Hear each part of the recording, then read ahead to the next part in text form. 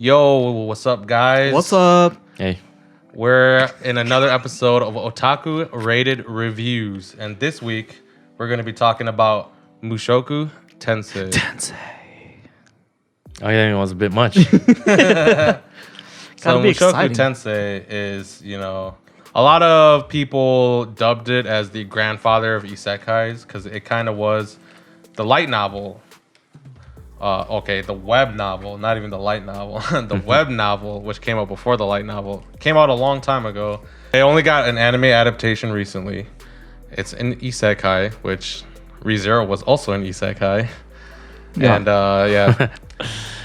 once again, isekai means to go to another world, and that's what it is. It's about the main character this time, because in ReZero, he just magically teleported to another world, but here most of the time it's dying and then basically like reincarnating into another world, and this is what happens to the main character in Mushoku Tensei this time.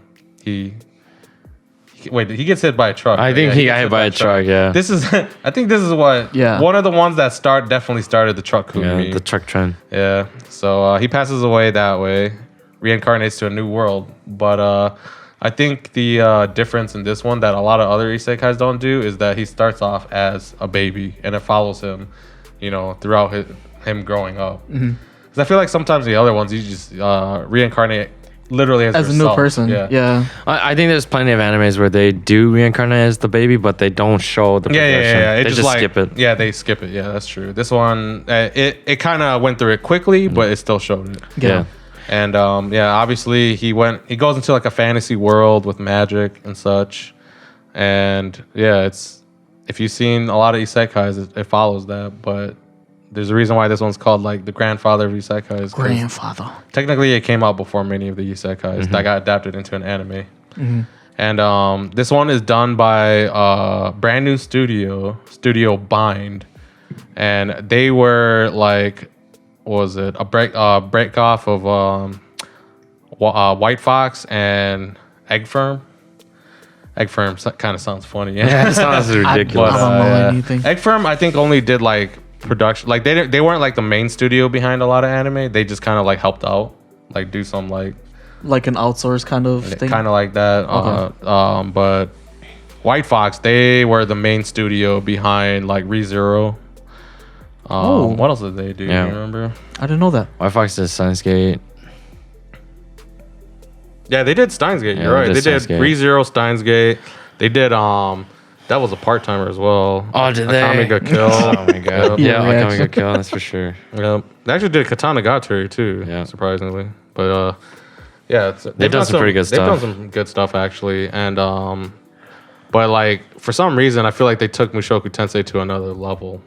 Like they created this new studio for it, and I felt like they went all out for it. Yeah. Like, they tried their hardest to like really animate it well. Like felt like they were trying to put us into the mood of like a fantasy thing. Because like one thing that we liked in ReZero was the fact that it kind of skipped a lot of opening and endings, and it even extended episode lengths, and it was trying to cram all that into longer time slots. And like Mushoku Tensei, I feel like they were like, okay, so we can't do that here, but what we can do is not have a traditional opening song take up 1 minute and 30, to cut it out. And like every opening was like, we kind of like made fun of it before, at least me and Sue were like, we don't want to watch like an AMV in the middle of an anime. Yeah, pretty much. But for Mushoku Tensei, I was able to stand it because the animation was just so good, you know what I mean? Like, Yeah, and I think for those scenes, it's like dialogue is hardly important. It's the visuals tells us pretty much. Because in a lot of all of Mushoku Tensei openings were basically just an instrumental, and it was like just showing like the setting of the place for 1 minute and 30 seconds. Yeah. So I thought that was pretty cool, and like I said, the animation were really good for most of the. There's only one episode where the animation was really bad. I think that was like 11 or 10 or something like that. Which part? Near the end, when they were in the desert city. Oh my god! Yeah. There was one episode where the animation definitely took a dip. Like almost every other episode was pretty good. Yeah. But that was the one episode that really stood out because the animation wasn't that good. Okay. I can't remember because like- everything else stands out. I mean, like most animes, they take a dip towards the middle. Yeah. But Mushoku Tensei was pretty on the ball. I'd say it was pretty consistent. Pretty much the whole thing. Yeah. I feel like it almost looks like I'm watching like video game cutscenes or something. Like no joke. In a way, yeah. Well, I mean, okay, like the anime was a video game cutscene, but then like the cutscenes in it were like extra cutscenes. Yeah. You know, the extra like high level animation scenes. The trailer was definitely. Yeah, the trailer definitely. The first PV for it felt like I was watching some game promo or something, video game promo. Yeah. But this is a series that I was very hyped about because I read the manga originally, which this is a light novel, but I read the manga adaptation of it first, and I thought it was pretty solid. I understand why some people call this the grandfather of anime. It inspired a lot of tropes we see now. In anime? I'm sorry, not anime. Of isekai, sorry. Isekai anime. Sorry, I meant to say that, yeah. It inspired a lot of tropes in isekais. And when I read it, I thought it was very solid. Like, I enjoyed it, but it didn't do anything amazing, you know? Yeah. I just thought it was very solid, but I enjoyed it still. Well, for me, like, I think it's a good story. It's basically the full package, but I still have problems with the different personality inside and the one outside, especially since the kid version is voiced by a different voice actor, and then the inside is voiced by the thought. Yeah. The inner thoughts were voiced by Tomokazu Sugita. Yep. And it's just it's so jarring to hear the difference. And then like the kid body is doing something when Tomokazu Sugita is like having the inner monologue. It almost feels like the two different characters. Yeah. And like I have problems with that. I can't put them together. Yeah, so that's honestly my problem with it. Yeah, it bothers me. I mean, I think for me, I thought they did a good enough job to justify it, as in because the reason why he's so different is because he's trying to be different. Yeah. Because he doesn't, his previous life, he regretted it and he wants to change himself. Yeah.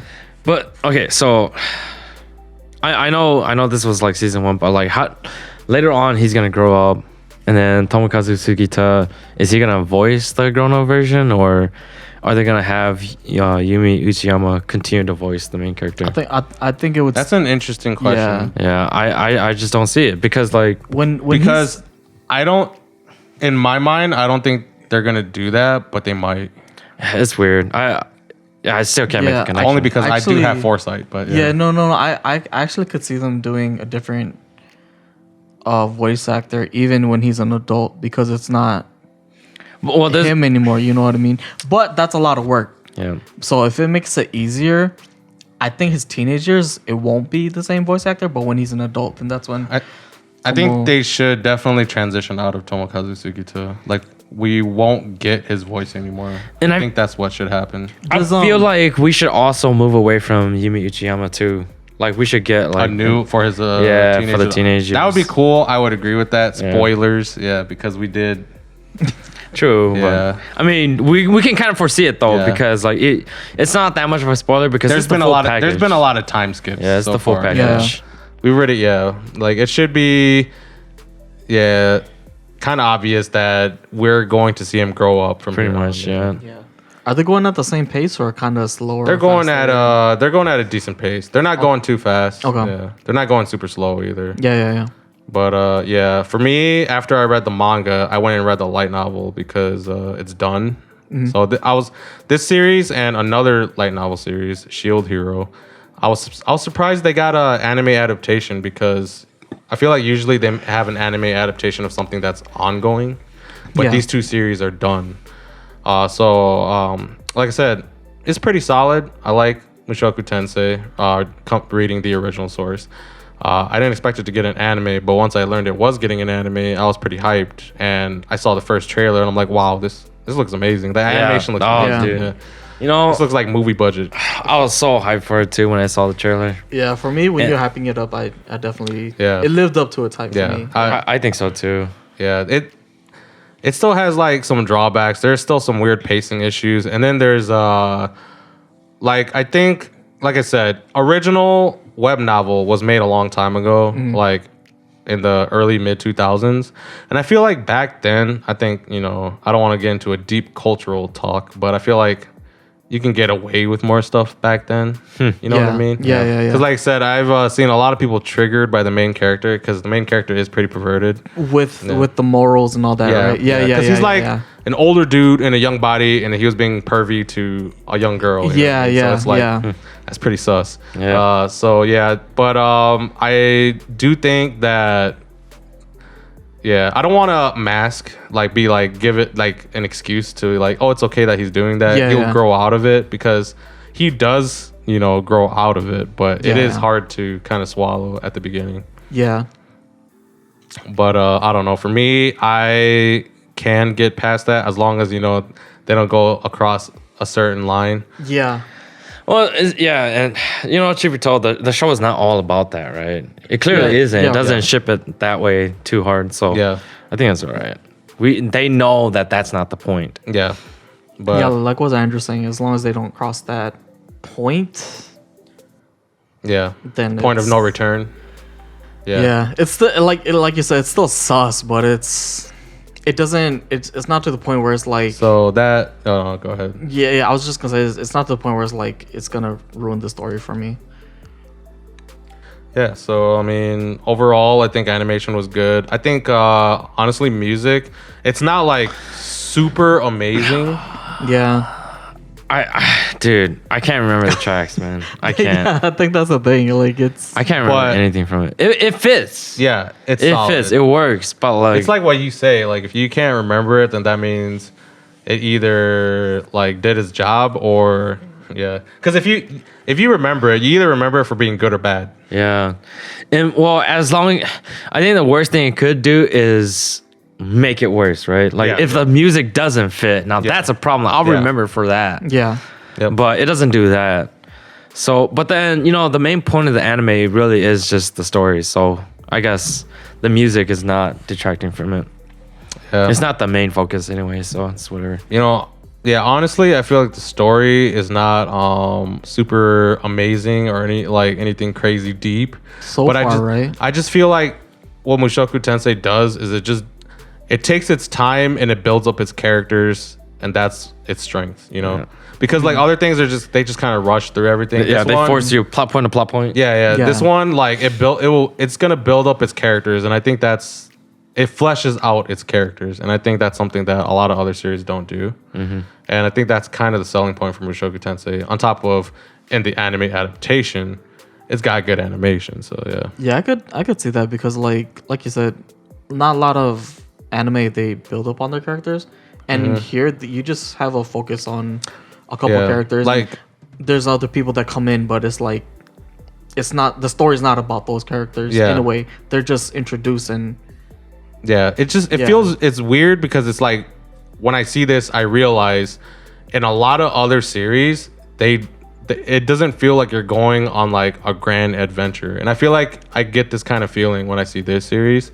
Like I feel like, I don't know, like it legit feels like I talk about how it's like a video game trailer, but it feels like I'm playing like an old school JRPG and I'm setting out on a grand adventure. Without playing. But I'm just watching it instead. Of playing. Well, I guess the other thing that I like about it is that it has stakes. Oh yeah. No. I thought it has stakes. Yeah. Like, because there's a chance of death or being hurt, something to be lost. And so for like adventure animes like this, if it doesn't have it, then I basically don't pay attention to it. But Mushoku Tensei has it. So that's one thing I like about it. I think it played really well on that for Mushoku Tensei. Well, they touch up on it multiple times. And the main character is like, oh, this is like a game. The story is about me. He's really narcissistic, actually. And so he thinks that like he knows it all. Nothing wrong is going to happen. But things go wrong all the time for him. It's just like, wow, he doesn't really understand it. Yeah. And it's only when he understands it that he matures. So I think that's pretty good. Yeah, it was that arc with Eris where he had a plan and then it all went haywire because it did not go according to plan. And then that's when he realized, especially when what was her name? Versailles? No. Grisaia. Grisaia. What the? Ghislaine? Ghislaine. Yeah, Ghislaine. Yeah, Ghislaine Ghislaine killed, came in to save them. Yeah. To him and Eris. Yeah. But I like how there are stakes in here because there's a lot of other isekais where it's just like He's like, yeah, no the main character's super OP, they don't get punished, like they're like never gonna Armor, die or something. yeah. Or like in the case of the main character, he's so strong that he doesn't ever need to kill anyone, right? I hate that. Yeah, yep. But like in this series, the main character, he's above average. He's strong, but he's not like broken strong. You know what I mean? Yeah. So, and I like how he also progresses his own powers too. Like it's not like there's some series where like the main character is super OP and they just keep those same powers like the whole.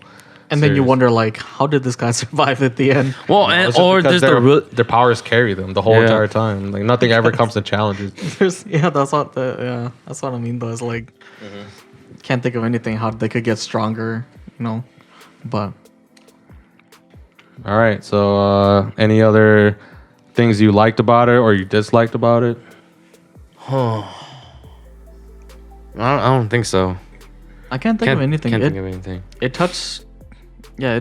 It just kind of hit pretty solidly everywhere. Oh, I was gonna say, all right, let's get into some fun topics. Who's your best girl? I mean, as season 1, Roxy for me, easy. Okay.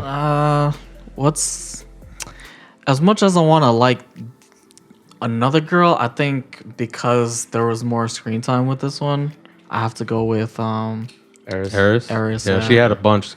Yeah, because it's true. They only had like a little bit at the beginning of the Roxy, and then a little bit was it Sylphie? Sylphie, yeah. I was gonna choose Sylphie because she's voiced by Ai Kayano, man.